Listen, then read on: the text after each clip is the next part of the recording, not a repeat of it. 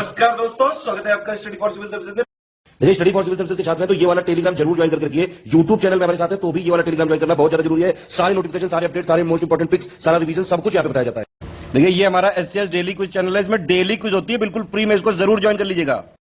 ये हमारा इंस्टाग्राम का पेज है, इसको जरूर फॉलो कर लीजिएगा। Study for civil dot services करके अगर आप इंस्टाग्राम में सर्च करेंगे तो आपको मिल जाएगा। वीडियो के डिस्क्रिप्शन में इसकी लिंक दी हुई। इसमें आप स्टोरी सेक्शन जरूर देखते रहा करिए, प्लस इसमें हाईलाइट्स आते रहते हैं और प्लस पोस्ट आती रहती है, इनको जरूर फॉलो करते रहिए। नमस्कार दोस्तों, एक बार फिर से आपका बहुत बहुत स्वागत है स्टडी फॉर सिविल सर्विसेज में। और मैं एसके त्रिपाठी आज आप सभी के साथ जो हमारी daily current affairs news analysis की सीरीज है उसको यहां पर बाइलिंगुअल मैनर में कंटिन्यू करूंगा। और जैसा कि आप लोग देख पा रहे होंगे स्क्रीन में कि ये जो आर्टिकल्स होते हैं वो जो कलेक्ट किए जाते हैं सारी गवर्नमेंट की जो इंपॉर्टेंट लीडिंग वेबसाइट्स हैं और जो लीडिंग न्यूज़पेपर्स हैं उनसे लिए जाते हैं, फिर आप लोगों को यहां पर उपलब्ध कराए जाते हैं, जो आप लोगों के लिए स्पेशली फॉर यूपीएससी, सीएससी और उसके साथ ही जो स्टेट पीसीएस के एग्जामिनेशंस होते हैं उनके दृष्टिकोण से बहुत ही ज्यादा लाभदायी सिद्ध होगी। तो आप लोग इस सीरीज को कंटिन्यूअस देखें, सतत रूप से देखें और इसका महत्तम लाभ भी अर्जित करें। साथ ही दोस्तों, अगर आपने इस वीडियो में 5000 लाइक्स का टारगेट कंप्लीट किया तो आप लोगों को इसकी जो पीडीएफ है वो फ्री ऑफ कॉस्ट हमारे इंस्टाग्राम के चैनल पे पेज पे जो है आपको उपलब्ध कराई जाएगी। तो आप लोग हमारा इंस्टाग्राम का पेज जरूर ज्वाइन कर ले जो है और फॉलो कर ले, और उसके साथ ही टेलीग्राम का भी चैनल जो है वो ज्वाइन जरूर करें, क्योंकि इंपॉर्टेंट अपडेट्स और जो भी मटेरियल होता है वहां पर आप लोगों को उपलब्ध कराया जाता है। तो आगे की ओर चलेंगे, हम लोग देखेंगे कौन से टॉपिक्स को देखने जा रहे हैं हम लोग। सबसे पहले अभी जो विश्व प्रेस स्वतंत्रता सूचकांक है, वर्ल्ड प्रेस फ्रीडम इंडेक्स जो है आपका, उसके अंतर्गत इंडिया की रैंकिंग जो है वो बहुत खराब आई है ना, निचले स्तर पर है। तो उससे संदर्भित जो भारत का नजरिया है उसने असहमति वहां पर व्यक्त की है, मतलब सेंटर ने डिसएग्रीमेंट दिखाया है इंडिया की जो रैंकिंग है on world press freedom index. तो इसको देखेंगे हम लोग, और इसमें रैंकिंग वगैरह भी स्टेटमेंट फ्रेम करके एमसीक्यू के थ्रू में रखा जाता है प्रीलिम्स में, उसको देखेंगे हम लोग। पहला जो आपका है ये, दूसरा जीएस पेपर 2 में रख सकते हैं आप। दूसरा जो है केरला की सिल्वर लाइन, यहां पर अपोज किया जा रहा है। केरला की ये सिल्वर लाइन जो है आपकी रेलवे एक रूट बनाया जा रहा था, जिसमें अब जो है वहां पर ये बताया जा रहा है कि यहां पर इसके नेगेटिव इंपैक्ट होंगे, है ना, एनवायरमेंटल एस्पेक्ट लिया जा रहा है वहां पर। बहुत सी पॉलिटिकल पार्टी उसका अपोज कर रही है, तो हम लोग देखेंगे कि क्या है मुद्दा। बिल्कुल छोटा सा टॉपिक है। इसके बाद तीसरा जो है आपका, ये आपका जीएस पेपर 2 में आ जाएगा। तीसरा जो है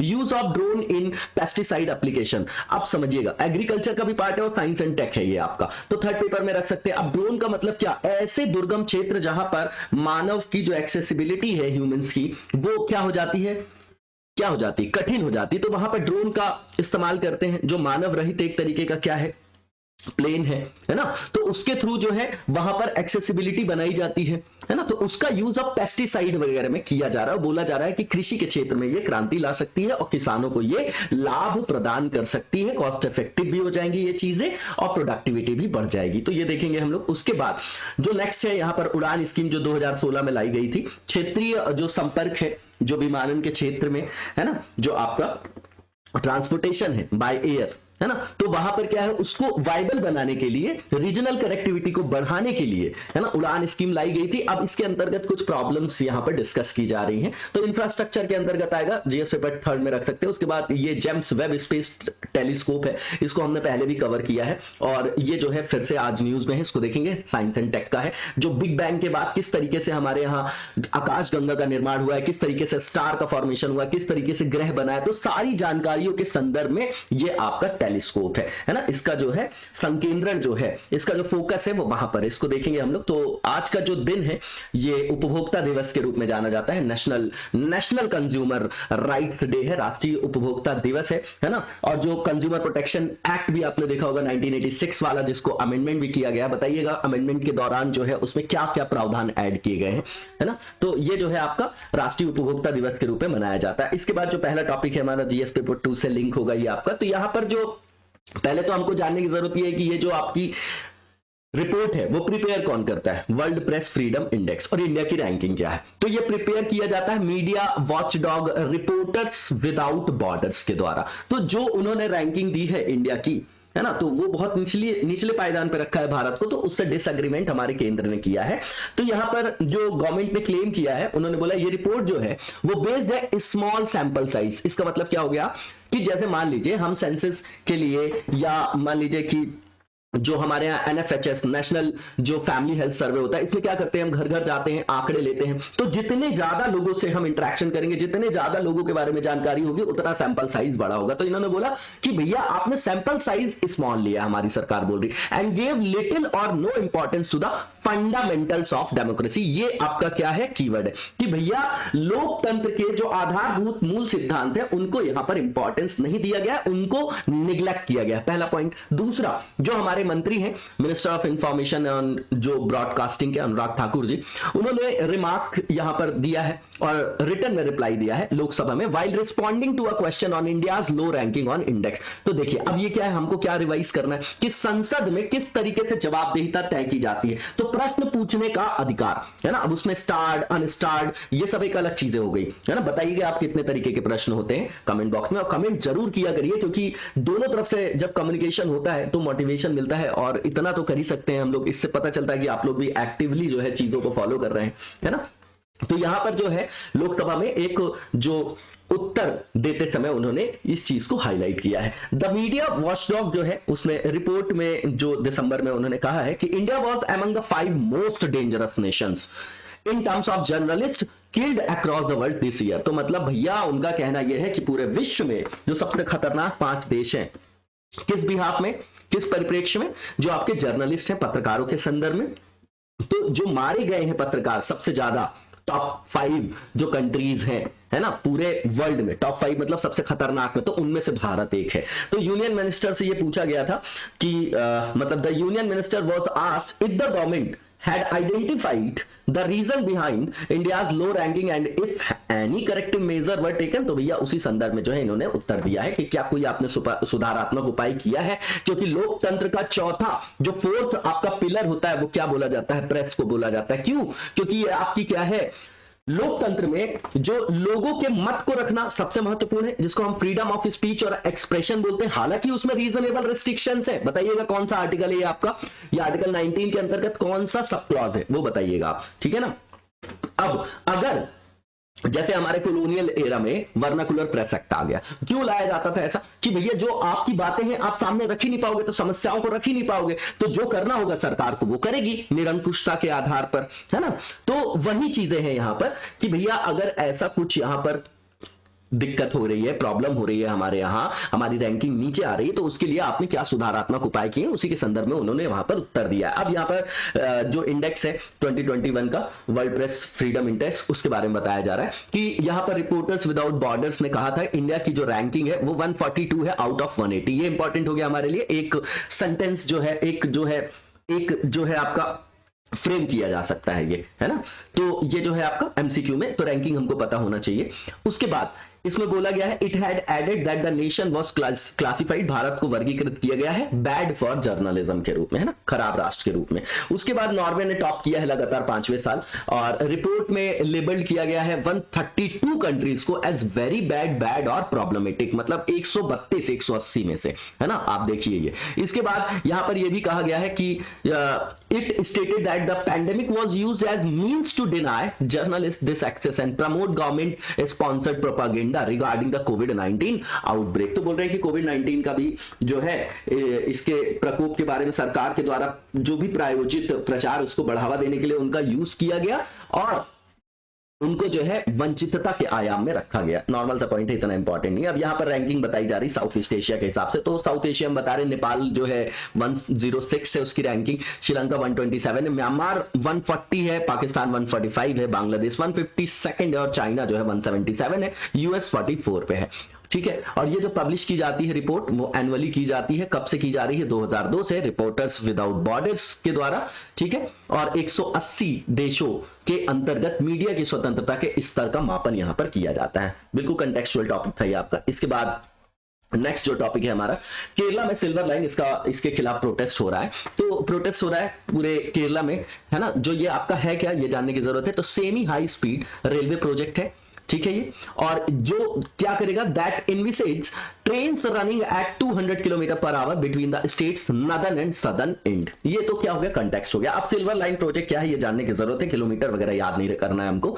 तो ये जो लाइन है जो लिंक करेगी तिरुवनंतपुरम को, है ना, तिरुवनंतपुरम को क्या करेगी, जोड़ेगी दक्षिण में ठीक है, उसको किससे, in the south to Kasaragod in the north, है ना, कासरगोड जो है वो नॉर्थ में और वो साउथ में, उसको जो है वो एक दूसरे से लिंक करेगी और इसमें कवर किए जाएंगे 11 डिस्ट्रिक्ट थ्रू 11 स्टेशंस, ठीक है ना, 11 स्टेशंस। तो ये इतना इंपॉर्टेंट नहीं है, जिनका स्टेट पीसीएस हो ये आपका, वो आप देख सकते हैं। When the project is completed one can travel from Kasaragod to Thiruvananthapuram in less than 4 hours at 200 kilometre per hour. तो 4 घंटे से भी कम समय में ये यात्रा की जा सकेगी, जिसमें पहले 12 घंटे लगते थे, तो सीधे सीधे 1/3 हो जाएगा आपका टाइमिंग। तो टाइम की बचत होगी, जो सबसे बड़ी बचत है समय की, तो वो लागत प्रभावी भी हो जाएगा। क्यों, समय के परिप्रेक्ष्य में समझिएगा इसको, ठीक है ना। इसके बाद ये बोला जा रहा है कि डेडलाइन जो प्रोजेक्ट का है being executed by the Kerala जो रेल डेवलपमेंट कॉर्पोरेशन लिमिटेड है इज 2025, और के रेल जो है एक ज्वाइंट वेंचर है ना, इसमें जोखिम को जो है संयुक्त रूप से बांटा जाता है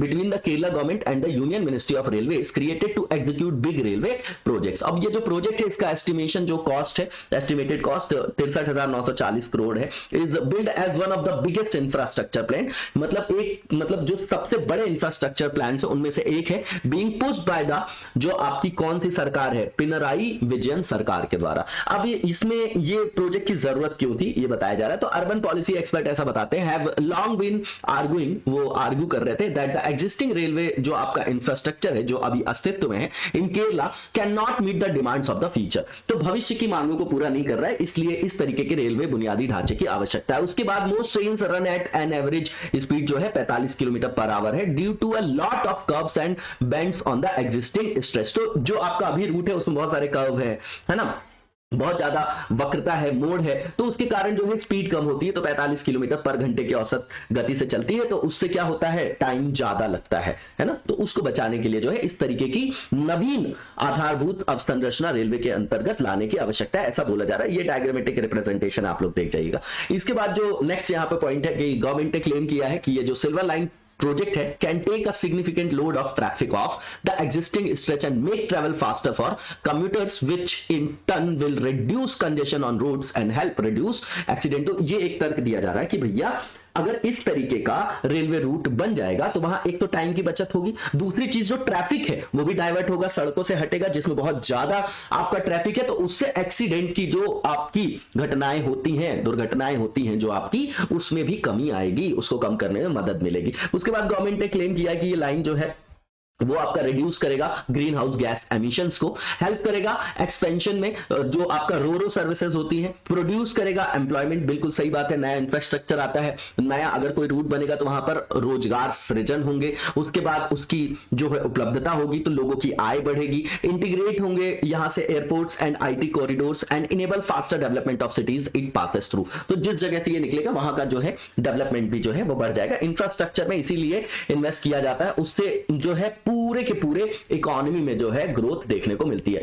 और ये जो प्रोटेस्ट है वो क्यों हो रहा है, तो पॉलिटिकल पार्टीज जो है वहां की कांग्रेस, बीजेपी, जो आपकी इंडियन यूनियन मुस्लिम लीग है ना, और वहां के नागरिक भी जो है जो सिटीजन आउटफिट्स है सच एज के रेल सिल्वर लाइन विरुद्ध जो आपका क्या है जानकी समिति जैसे नागरिक संगठन है वो भी अलग अलग विरोध प्रदर्शन कर रहे हैं। कौन कौन कर रहा है विरोध प्रदर्शन ये जानने की जरूरत नहीं है हमको। इसके बाद ये जो पिटीशन है ये साइन की गई है 17 अपोजिशन एमपीज के द्वारा स्टेट में, और उन्होंने कहा है कि प्रोजेक्ट जो है आपका एस्ट्रोनॉमिकल स्कैम है इन द मेकिंग। तो बोल रहे खगोलीय घोटाला है और इससे जो है राज्य के ऊपर और ज्यादा कर्ज बढ़ेगा, ये उनका तर्क है। उसके बाद ये बोल रहे हैं कि जो ई श्रीधरन है जिनको हम पढ़ते हैं है ना, एज अ पर्सनालिटी पढ़ते हैं हम इनको, ठीक है ना, गवर्नेंस में किस तरीके से जो है सिविल सेवक काम करते हैं उनके संदर्भ में इनको हम पढ़ते हैं, तो उनके ऊपर ये बोला जा रहा है कि भैया ये तो अब भाजपा में शामिल हो गए, इसलिए ये जो परियोजना है उसको उन्होंने इल कंसीव्ड किया है और डिफेक्टिवली प्लान किया है। तो बोल रहे दोषपूर्ण योजना जो है इन्होंने बनाई है। He said the present proposal needs a lot of correction including it's basic track width. उन्होंने कहा कि वर्तमान प्रस्ताव में इसके मूल ट्रैक की चौड़ाई सहित कई सुधार की जरूरत है ना।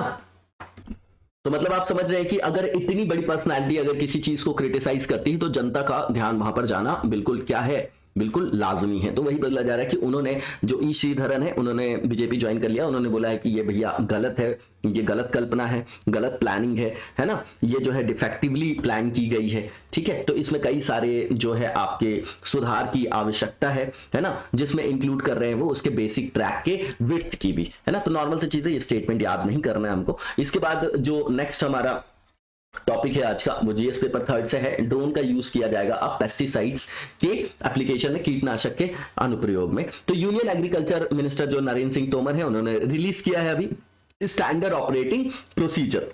भैया अब ड्रोन के थ्रू करवाना है तो उसके लिए गाइडलाइंस बनानी पड़ेगी कि किस तरीके से उसको ऑपरेट किया जाएगा, कौन सी कंपनीज करेंगे, उसके लिए क्या जो है नॉर्म्स है। तो उसके लिए ये निकाला गया है for use of drone in pesticide application for crop protection, ठीक है, और किस लिए, spraying soil and crop nutrients के लिए। तो ये एसओपी के बारे में हम जानते हैं कि उसमें क्या क्या बताया गया। तो बिल्कुल सिंपल सी चीजें कि यहां पर रेगुलेशन है किसके लिए, पेस्टिसाइड एप्लीकेशंस के लिए, जो कवर क्या करेगा, इंपॉर्टेंट एस्पेक्ट्स जैसे स्टैच्यूरी प्रोविजन, मतलब वैधानिक जो भी प्रावधान होंगे, फ्लाइंग परमिशन की कहां पर जो है वो उड़ान भर सकते हैं, एरिया डिस्टेंस रिस्ट्रिक्शंस की कहां पर वो उड़ान भरेंगे, कहां पर नहीं भरेंगे, वेट क्लासिफिकेशन कितना भार वहन करेंगे, ओवर क्राउडेड एरियाज रिस्ट्रिक्शन, जहां पर बहुत ज्यादा लोग हैं, जहां पर मतलब बहुत ज्यादा लोगों का निवास है, वहां से किस तरीके से वहां पर जो है प्रतिबंध लगाया जाएगा, ड्रोन का रजिस्ट्रेशन कैसे होगा, सेफ्टी इंश्योरेंस क्या होगा, पायलटिंग सर्टिफिकेशन क्या होगा इसमें, है ना, ऑपरेशन प्लान क्या होगा, air flight zones, weather conditions, है ना, SOPs for pre, post and during operation emergency handling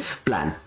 ठीक है, तो ये सब जो है पहलू उसमें शामिल है, बिल्कुल नॉर्मल से पॉइंट है। कंसीडरिंग द यूनिक एडवांटेजेस यहां पे of drone technology in agriculture, जो ministry of agriculture and farmers welfare है, in consultation with all the stake holders of this sector. अब देखिए यहां पे जितने भी आपके हितधारक है सभी से उन्होंने चर्चा किया और उसके बाद एसओपी को यहां पर लॉन्च किया for use of drone. Drone का यूज करेंगे पेस्टिसाइड में और न्यूट्रिएंट एप्लीकेशन में, जो प्रोवाइड करेगा concise instruction for effective and safe operation of drones.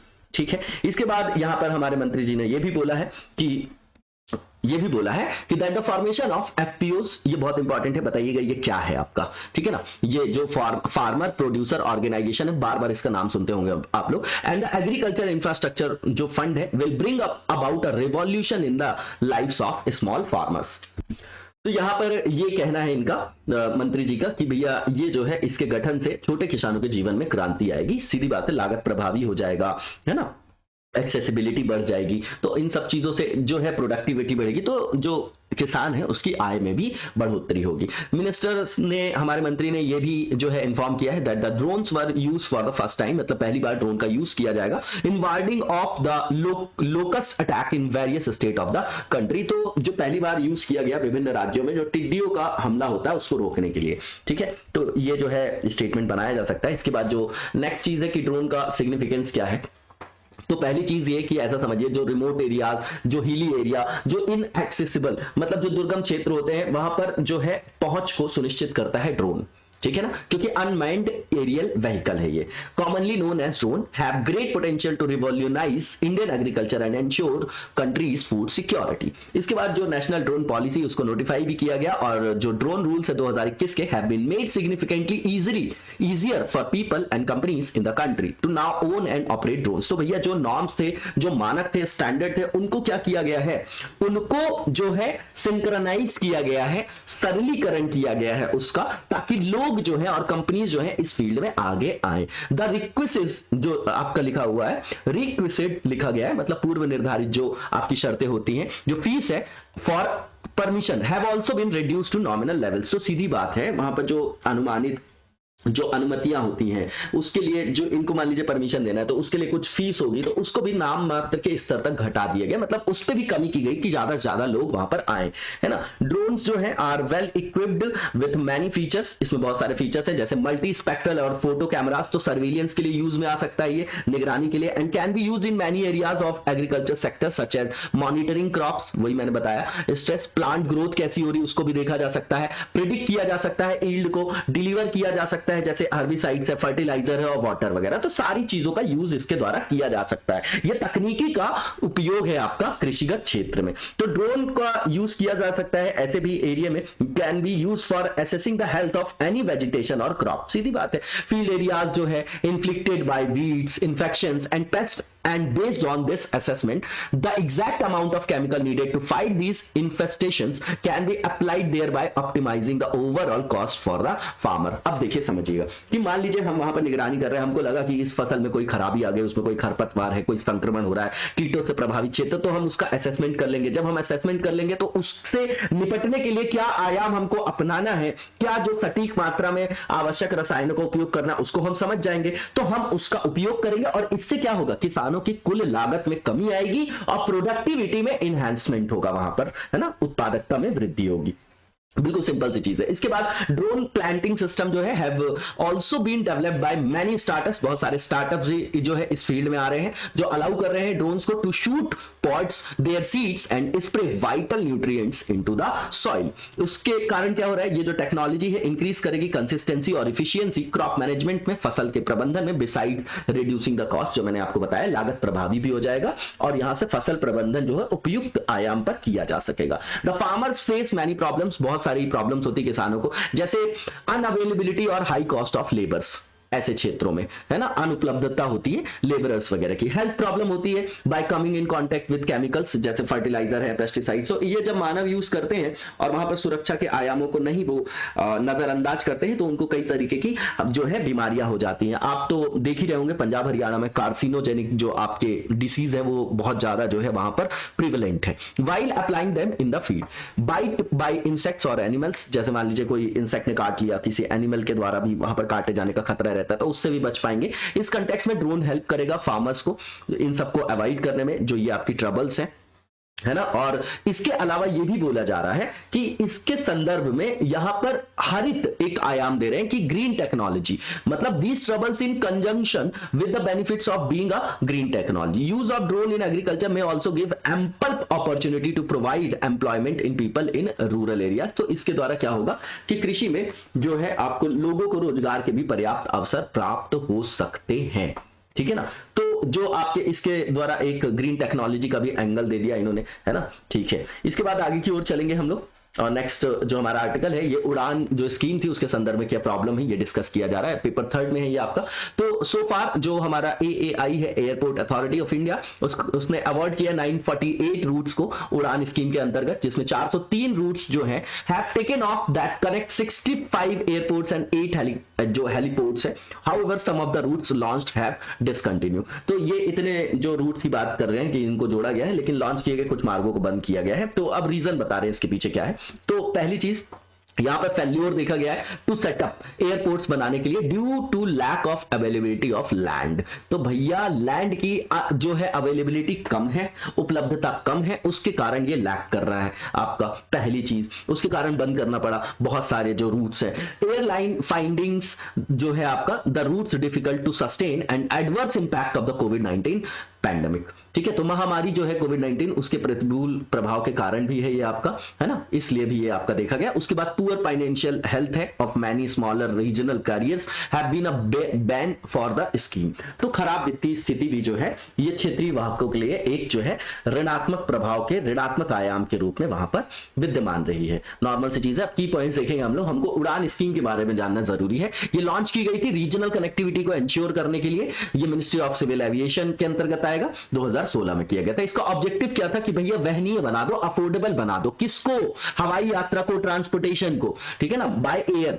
तो अफोर्डेबल बनाना था at economically viable and profitable flights on regional routes so that flying becomes affordable to the common man even in small towns. तो भैया जो tier 2 और tier 3 cities थे वहां पर जो है एयर कनेक्टिविटी को बढ़ाना था, पहली चीज। फिर जो आम लोग हैं उनके लिए वहनीय बनाना था, तो थोड़ा सस्ता करना था। तो कुछ सीट्स को 50% को हम रियायती दरों पे जो है वहां पर उड़ान स्कीम के थ्रू जो है टिकट को सस्ता किया गया, रियायती दर दिया गया, वहां पर कंसेशन दिया गया वहां पर, है ना। तो इसलिए इसको लॉन्च किया गया था कि ताकि आम आदमी भी उड़ सके। वही उसका स्लोगन भी है, आम मतलब उड़े देश का आम नागरिक। ये डायग्रामेटिक रिप्रेजेंटेशन है। अब तो उड़ान 4 चल रहा है। ये इनोवेटिव स्कीम है डेवलप करने के लिए रीजनल एविएशन मार्केट को, ठीक है।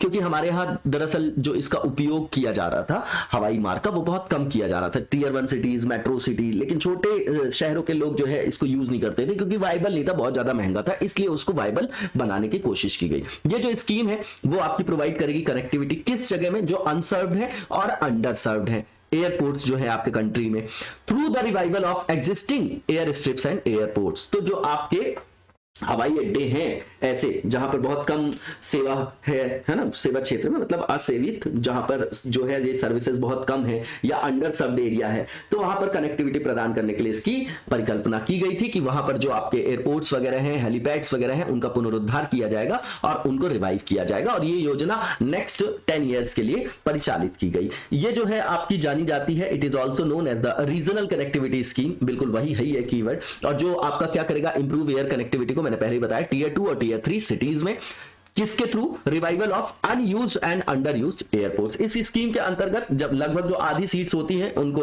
उड़ान फ्लाइट के अंतर्गत ऑफर किया जाता है सब्सिडाइज्ड फेयर पे, and the participating carriers are provided a certain amount of viability gap funding and amount shared between the centre and the concerned state. अब बताइएगा ये वायबिलिटी गैप फंडिंग क्या है, मैं बता ही देता हूं कि मान लीजिए कोई आप जो है प्रोजेक्ट लगा रहे हैं, है ना, कोई भी प्रोजेक्ट एज्यूम करिएगा, अब उसमें मान लीजिए 1 करोड़ रुपए लग रहा है, आपके पास 20 लाख रुपए है, ठीक है, आपके पास जो है 20 लाख रुपए है, 20 लाख रुपए आपके पार्टनर के पास है, 2 पार्टनर मिलकर आप खोल रहे हैं 40 लाख रुपए, 60 लाख रुपए उसकी वायबिलिटी, उसकी व्यवहारता के लिए जो गैप हो रहा है, तो वो मोटिवेशन फिर गवर्नमेंट देती है, तभी तो आप उस क्षेत्र में आएंगे, ठीक है ना। जैसे स्टार्टअप्स वगैरह की बात करते हैं तो वायबिलिटी गैप फंडिंग यहां पर गवर्नमेंट जो है प्रोवाइड कर रही थी, कंसर्न स्टेट और सेंटर दोनों मिलके। अब उड़ान 4.0 क्या है उसके बारे में बताया जा रहा है। तो 2020 में 78 नए रूट जो है अप्रूव किए गए। इसके अंतर्गत जो 4th राउंड है आपका आरसीएस का, उड़े देश का आम नागरिक टू फर्दर आगे भी जो है इनहैंसमेंट करना कनेक्टिविटी में to remote and regional areas of the country.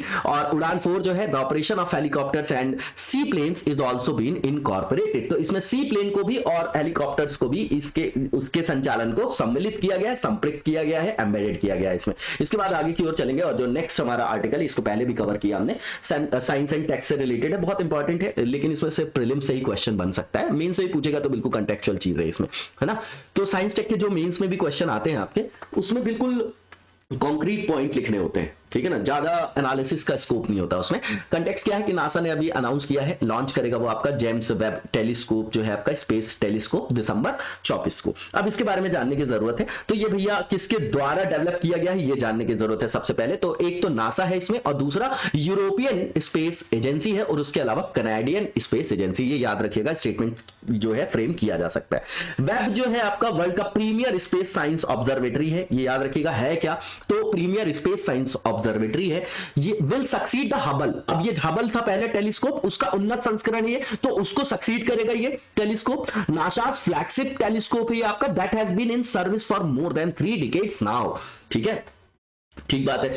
अब उसके बाद ये जो है हबल है, ये बेहतर इंफ्रारेड रिजोल्यूशन पर बेस्ड है ना, एंड सेंसिटिविटी संवेदनशीलता की बात कर रहा है ओवर हबल। तो हबल जो है आपका, हबल से ये क्या हो गया आपका, ज्यादा क्या हो गया, उन्नत संस्करण है, तो उसको ये क्या करेगा, प्रतिस्थापित करेगा किससे, उन्नत इंफ्रारेड रिजोल्यूशन और सेंसिटिविटी से, जो आपका 3 दशक से पहले आपका नासा का फ्लैगशिप जो आपका टेलीस्कोप था हबल, उसको प्रतिस्थापित कर रहे हैं। तो कुछ ना कुछ तो टेक्नोलॉजी में इनहैंसमेंट हुआ होगा ना, ठीक है ना। And will enable a broad range of investigation across the field of astronomy. अब ये इसका लक्ष्य है, उद्देश्य, जिसके कारण इसको स्थापित किया गया है, ठीक है। तो एस्ट्रोनॉमी के क्षेत्र में, कॉस्मोलॉजी के क्षेत्र में, including observing some of the most distant जो इवेंट्स हैं और ऑब्जेक्ट है यूनिवर्स में, such as the formation of the first galaxy, की भैया पहली गैलेक्सी कब बनी, बिग बैंग के बाद किस तरीके से डेवलपमेंट हुआ, ग्रह कैसे बने, तारे कैसे बने, है ना। तो एटमॉस्फेयर का कैरेक्टर जो है आपका, जो अभिलाक्षणिकता है वो कैसे वहां से इवॉल्व हुई, तो सारी जानकारियों के संदर्भ में ये आपका इंपॉर्टेंट है। And detailed atmospheric characterisation of potentially habitable exoplanets, ठीक है ना। एक्सोप्लैनेट क्या होते हैं बताइएगा कमेंट बॉक्स में, तो इन सब का जो है वर्णन इसके द्वारा देखा जाएगा। अब इसके बाद यहां पर आपका डायग्रामेटिक रिप्रेजेंटेशन देख जाएगा आप लोग। इसके बाद जो ये आपका JWST है, जेम्स वेब जो आपका स्पेस टेलीस्कोप है, ये इंफ्रारेड टेलीस्कोप है, काफी बड़ा है, लार्ज है। वो स्टडी करेगा एवरी फेज, प्रत्येक चरण को, किसके, इतिहास के, ब्रह्मांड का जो विकास हुआ है, निर्माण हुआ है, उसके प्रत्येक चरण का, है ना, उसके इतिहास का जो है वो पता लगाएगा, उसके बारे में जो मिस्ट्री है, इंक्लूडिंग द बिग बैंग के बारे में भी। बिग बैंग थ्योरी क्या होती है बताइएगा कमेंट बॉक्स में लिख के। The formation of formation of solar system that are capable of supporting life on other planets and also the evolution of our own solar system। तो हमारे सौर प्रणाली के विकास का तो पता लगाएगा ही, उसके अलावा ये भी देखेगा कि अन्य ग्रह, जो अन्य ग्रह हैं जैसे मंगल है, तो अब देख रहे हैं ना कि वहां पर जीवन है कि नहीं, तो उसका पता लगाएगा। बिग बैंग के बारे में, सौर प्रणाली का निर्माण कैसे हुआ, तो उन सब मिस्ट्री के बारे में ये आपका कार्य करेगा। उसके बाद ये लॉन्च किया जा रहा है, how will JWST B launch, तो लॉन्च किया जा रहा है ये कहां से, जो आपका फ्रेंच गुयाना है साउथ अमेरिका में, वहां से। किसके द्वारा, तो एरियन 5 ECA रॉकेट है, जो सबसे ज्यादा विश्वसनीय भी माना जाता है वो आपका, है ना। और इसमें जो कंट्रीब्यूट करेगा, कौन करेगा, ये जो रॉकेट सिस्टम है उसमें the rocket system is being contributed by the European space agency. ठीक है, तो जो एरियन 5 है आपका, वो आपका one of the most reliable है ना, सबसे ज्यादा भरोसेमंद लॉन्च व्हीकल्स में से एक है, and will be responsible for making sure that the telescope reach its destination in space. तो भैया जो ये है आपका अपने गंतव्य तक पहुंच जाए, ये सुनिश्चित करने के लिए इसकी जिम्मेदारी होगी, और सबसे विश्वसनीय लॉन्च व्हीकल में से एक एरियन 5 को माना जाता है। ठीक है, जापान की स्पेस एजेंसी को क्या बोला जाता है, और जो आपकी रशिया की जो स्पेस एजेंसी है उसको क्या बोला जाता है, बताइएगा कमेंट बॉक्स में। इसके बाद जो इसका मेन गोल है वो बताया जा रहा है, तो मेन गोल वही है, पहली चीज ये कि इसमें 4 सेंट्रल गोल हैं। इसमें सबसे पहले बता रहे हैं कि पहला ये including to search for the first galaxy that formed after the big bang, तो ये पता लगाना कि जैसे ही बिग बैंग होती है घटना, उसके बाद पहली जो गैलेक्सी है वो कौन सी फॉर्म हुई, to determine how galaxies evolve from their earlier formation until now, तो देखेंगे कि किस तरीके से उनके विकास का चरण है तब से लेके आज तक। To observe the formation of star, उससे ये देखेंगे कि तारों का निर्माण कैसे हुआ, है ना, प्रथम चरण से आज तक के चरण में किस तरीके से प्लैनेटरी सिस्टम्स का फॉर्मेशन हुआ है, और मेजर करेंगे फिजिकल और केमिकल प्रॉपर्टीज किसकी, प्लैनेटरी सिस्टम की, और इन्वेस्टिगेट करेंगे वहां पर कि भैया इन सिस्टम्स में लाइफ जो है कैसे जो है वहां पर जीवन की उत्पत्ति हुई, और कहां कहां और भी जीवन की संभावनाएं हैं। ठीक है ना, उनकी जांच करेंगे यहां पर। इसके बाद जो नेक्स्ट फेज है हमारा, ये रिलेटेड है MCQ से। सबसे पहले यहां पर जो MCQ है, श्री अरबिंदो जी के बारे में यहां पर स्टेटमेंट दिए गए हैं, बताना है कौन सा ट्रू है। ठीक है, तो ये जो पहला स्टेटमेंट है कि इनका जो जन्म हुआ था कलकत्ता में 15 सितंबर 1860 में, ये गलत है, इनका जो जन्म हुआ था 1872 में हुआ था। ठीक है ना, 15 अगस्त 1872 को हुआ था। ठीक है, तो इनकी 150वीं जयंती बनाने के लिए जो है अभी 53 सदस्यीय समिति का गठन किया है हमारे PM ने, प्रधानमंत्री जी ने, इसलिए ये न्यूज में है आपका, है ना, 2022 में मनाया जाएगा। तो पहला स्टेटमेंट गलत हो गया, इसको आप एलिमिनेट कर दीजिए। और इन्होंने एक जो है आपका सक्रिय, जैसे आप विरोध और निष्क्रिय विरोध ये सब सुनते हैं ना, तो इन्होंने जो है इनके स्वराज की डेफिनेशन अलग थी, तो अरबिंदो घोष जी को एज अ पर्सनालिटी भी पढ़ना, बताइएगा इनके जो स्वराज की डेफिनेशन थी, जो इनके सैक्रिफाइस की डेफिनेशन थी, वो किस रूप में भिन्न थी अन्य जो हमारे यहाँ नेता थे जो लेके चल रहे थे उनको, है ना, जो हमारे यहाँ। अब ये किस में आते हैं, गरम दल में आएंगे। ठीक है ना, अरबिंदो घोष, है ना, तो उनके बारे में बताइएगा कमेंट बॉक्स में। तो पहला स्टेटमेंट गलत है। दूसरा बात ये है स्टेटमेंट की ये योगी थे, सीर भी थे, फिलोसफर भी थे, पोएट भी थे, इंडियन नेशनलिस्ट भी थे, who propounded a philosophy of divine life on earth through spiritual evolution. तो दूसरा स्टेटमेंट ट्रू है आपका। तीसरा ये कि इनका जो निधन हुआ 5 दिसंबर 1950 को हुआ पांडिचेरी में, वहीं पर आश्रम वगैरह भी उनका। तो सेकंड एंड थर्ड इसका आंसर आपका बी हो जाएगा। इसके बाद नेक्स्ट क्वेश्चन देखेंगे हम लोग, और जो नेक्स्ट क्वेश्चन है हमारा, इसमें चिल्लई कला से रिलेटेड स्टेटमेंट है, बताना है कौन सा ट्रू है। तो पहला ये कि इसका जो आपका ये एक तरीके का पर्शियन टर्म है विच मींस मेजर कोल्ड, जिसका अर्थ है बड़ी सर्दी। दूसरा ये कि this is followed by a 20 day long Chillai Khurd and 10 day long Chillai बच्चा, है ना, जो बच्चा लिखा हुआ है, तो दूसरा भी ठीक है स्टेटमेंट। तीसरा ये कि it is the harshest winter period in Kashmir starting from 21 December to 29 January every year. तीनों के तीनों स्टेटमेंट आपके बिल्कुल ठीक है, और इसका आंसर आपका ऑल ऑफ द अबव हो जाएगा। और इस दौरान जो है जम्मू कश्मीर में बहुत ज्यादा जो है तापमान में गिरावट हो जाती है, और यहाँ पर जो आपकी फेमस डल झील वगैरह है वो भी वहां पर क्या हो जाते हैं, फ्रोजन हो जाते हैं, जम जाते हैं, है ना, वो इसी से संदर्भित है। तो इसका आंसर आपका ऑल ऑफ द अबव हो जाएगा। इसी के साथ आज के वीडियो को यहीं पर विराम देंगे, नेक्स्ट वीडियो में कंटिन्यू करेंगे। तब तक लगातार जबरदस्त तरीके से पढ़ते रहिए। Thank you so much, best of luck.